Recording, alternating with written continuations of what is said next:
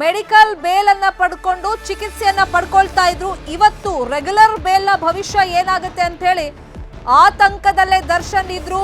ದರ್ಶನ್ ಸೇರಿದಂತೆ 7 ಆರೋಪಿಗಳಿಗೂ ಕೂಡ ಹೈಕೋರ್ಟ್ ನಿಂದ ಒಂದು ಬಿಗ್ ರಿಲೀಫ್ ಸಿಕ್ಕಿದೆ.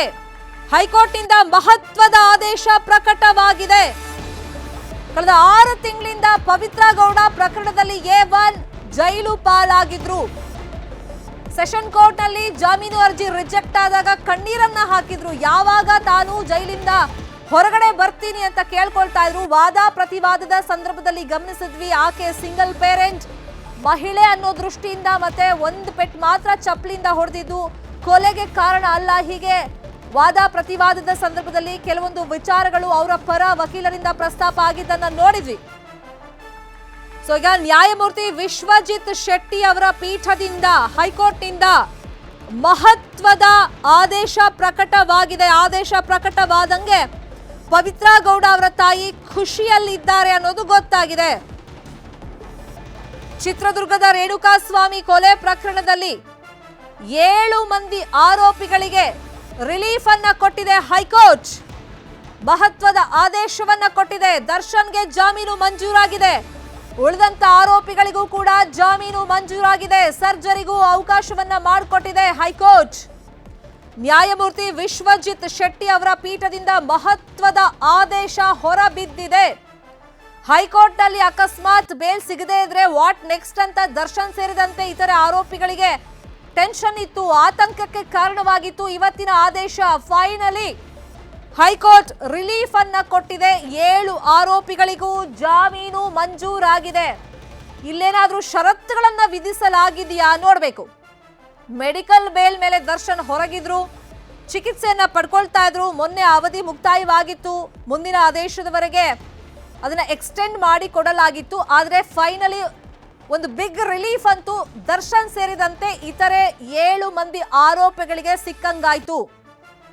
ಇನ್ನೊಂದ್ ಕಡೆ ಪವಿತ್ರ ಗೌಡ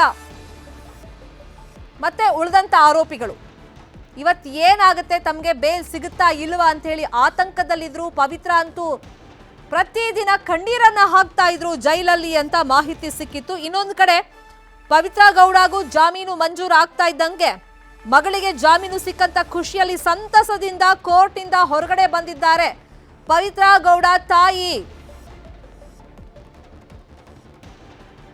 ರೇಣುಕಾಸ್ವಾಮಿ ಕೊಲೆ ಪ್ರಕರಣದಲ್ಲಿ 7 ಮಂದಿ ಆರೋಪಿಗಳಿಗೆ ಜಾಮೀನು ಮಂಜೂರಾಗಿದೆ. ಇಷ್ಟು ದಿನ ಸುದೀರ್ಘವಾಗಿ ಹೈಕೋರ್ಟ್ ನಲ್ಲಿ ವಾದ ಪ್ರತಿವಾದ ಆಗ್ತಾ ಇದ್ದಿದ್ದನ್ನ ನಾವು ಗಮನಿಸಿದ್ವಿ. ಇನ್ನು ದರ್ಶನ್ ವಿಷಯವಾಗಿ ಚಿಕಿತ್ಸಾ ಪ್ರಕ್ರಿಯೆ ಮುಗಿಯೋವರೆಗೂ ಕೂಡ ದೊಡ್ಡ ಮಟ್ಟದಲ್ಲಿ ರಿಲೀಫ್ ಅನ್ನ ಹೈಕೋರ್ಟ್ ಕೊಟ್ಟಿದೆ. ಸದ್ಯಕ್ಕೆ BGS ಆಸ್ಪತ್ರೆಯಲ್ಲಿ ಟ್ರೀಟ್ಮೆಂಟ್ ಅನ್ನ ಪಡ್ಕೊಳ್ತಾ ಇದ್ದಾರೆ. ಸರ್ಜರಿಯ ಅಗತ್ಯತೆ ಇದೆ ಅಂತ ಡಾಕ್ಟರ್ಸ್ ಹೇಳಿದ ಮೇಲೆ ಮೆಡಿಕಲ್ ಬೇಲ್ ದರ್ಶನ್ಗೆ ಮಂಜೂರಾಗಿತ್ತು. 42 ದಿವಸ ಆಗಿದ್ರೂ ಕೂಡ ಸರ್ಜರಿಗೆ ಒಳಪಟ್ಟಿರಲಿಲ್ಲ. ಆದ್ರೂ ಕೂಡ ಆರೋಗ್ಯದ ದೃಷ್ಟಿಯಿಂದ ರಿಲೀಫ್ ಅನ್ನ ಕೊಟ್ಟಿದೆ ಹೈಕೋರ್ಟ್.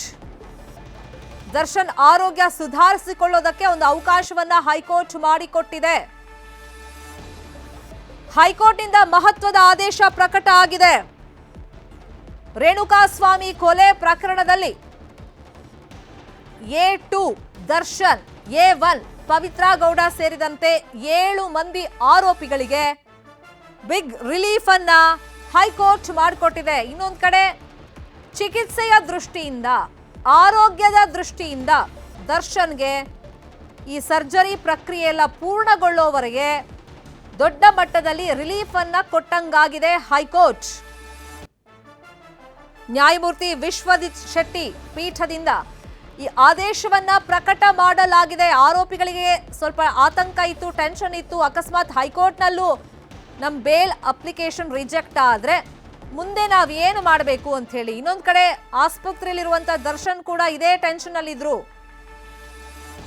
ಸರ್ಜರಿ ಇದುವರೆಗೂ ಆಗಿಲ್ಲ, ಇದೇ ವಿಷಯವಾಗಿ ಕಳ್ಳಾಟ ಆಡ್ತಿದ್ದಾರೆ ದರ್ಶನ್ ಅಂತೆಲ್ಲ ಚರ್ಚೆಗಳಾಗ್ತಾ ಇತ್ತು. ಇನ್ನೊಂದು ಕಡೆ ಡಾಕ್ಟರ್ಸ್ ಹೇಳ್ತಾ ಇದ್ರು ಅವ್ರ BP ಸ್ಟೇಬಲ್ ಆಗ್ತಿಲ್ಲ, ಅದು ವೇರಿಯೇಷನ್ ಆಗ್ತಿರೋದ್ರಿಂದ ಸರ್ಜರಿಯನ್ನ ಅವ್ರಿಗೆ ಮಾಡಕ್ ಆಗ್ತಿಲ್ಲ ಅಂತ ಹೇಳಿ.